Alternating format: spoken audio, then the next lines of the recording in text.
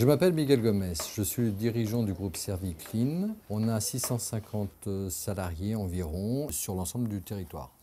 En 2005, notre entreprise s'est intéressée au travail en journée et en continu à travers le siège social d'un client pour lequel nous avions un effectif d'environ 30-35 personnes qui devaient intervenir de 6h30 à 8h30, 9h maximum le matin.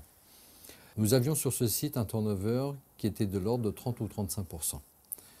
Donc il a fallu, avec le client, voir comment on pouvait se réorganiser pour avoir des salariés fidélisés et une prestation de qualité.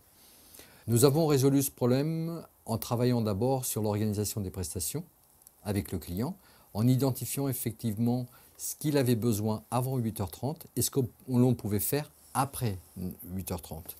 À partir de là, nous avons travaillé sur un deuxième aspect, l'aspect social de nos salariés. Il a fallu faire des mutations, trouver des transferts de personnel, trouver des nouveaux postes pour ceux qui ne pouvaient pas rester, pour ceux qui voulaient juste faire 2 ou 3 heures par jour. Donc nous avons mis cette organisation-là en place et au terme de ce pari, effectivement, nous avons retrouvé une qualité de prestation chez notre client et des salariés plus satisfaits de leur nouvelle organisation.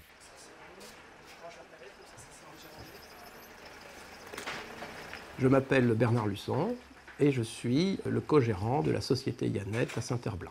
Nous sommes ici chez GMC à Nantes, un client de la société Yannette qui nous confie ses prestations de propreté. Merci.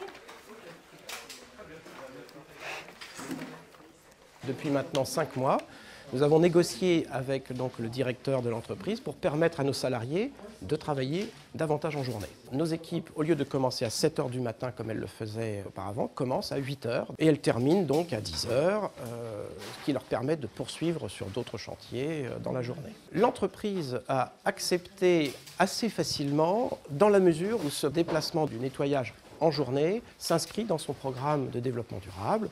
Les arguments qui ont fait mouche sont par exemple le fait pour les équipes de pouvoir prendre des transports en commun pour arriver sur le site. Également faciliter effectivement leur vie sociale et leur vie familiale. Je m'appelle Stéphane Garnier du groupe Serviclean, donc j'occupe la fonction de responsable qualité, sécurité, environnement. La réussite d'un changement d'organisation comme ça passe obligatoirement par un travail en amont sur l'analyse des spécificités du site.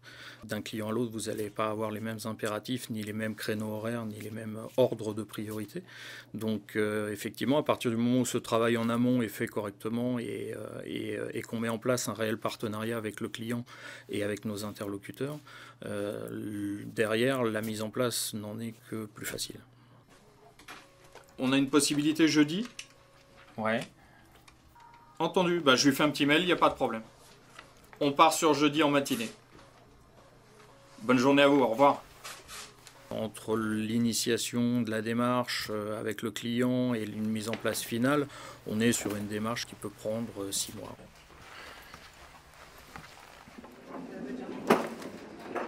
Le principal frein pour convaincre l'entreprise d'adopter cette organisation, c'est la gêne auprès des usagers, des collaborateurs du client.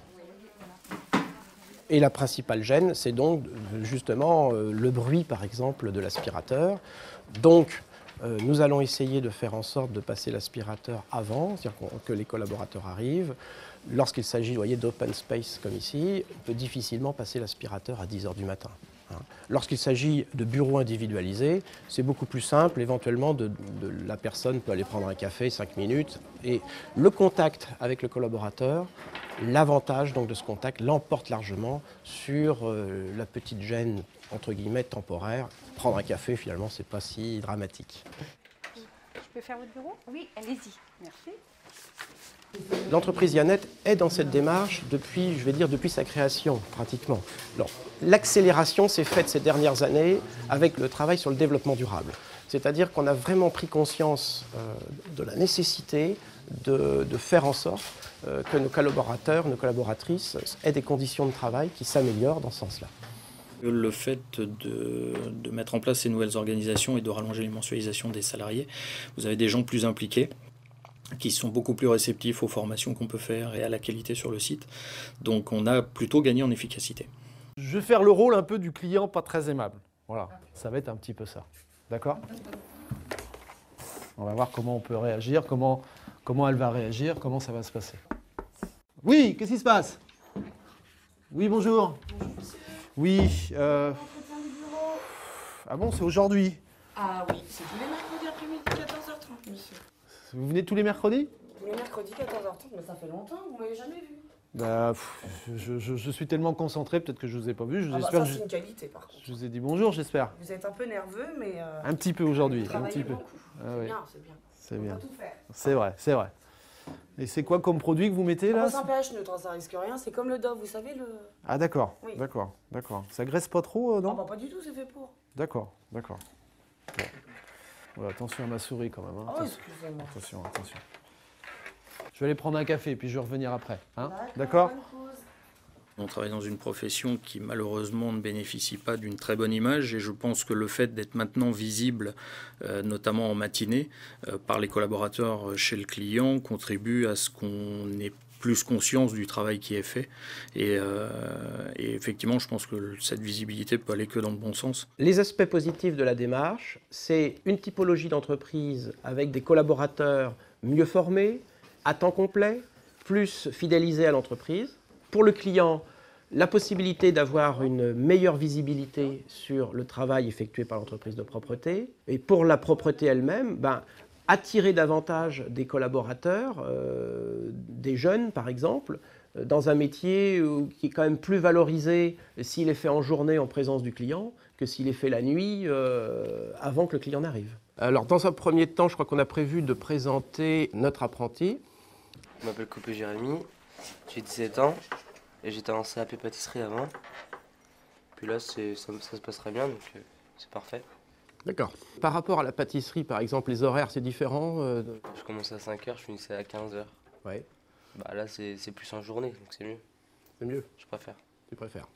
Dans l'idéal, si tous nos collaborateurs peuvent travailler en journée, ça serait parfait. Les obstacles étant effectivement que parfois il y a des activités où on ne peut pas travailler en journée. On ne pourra jamais passer à 100% de travail en journée.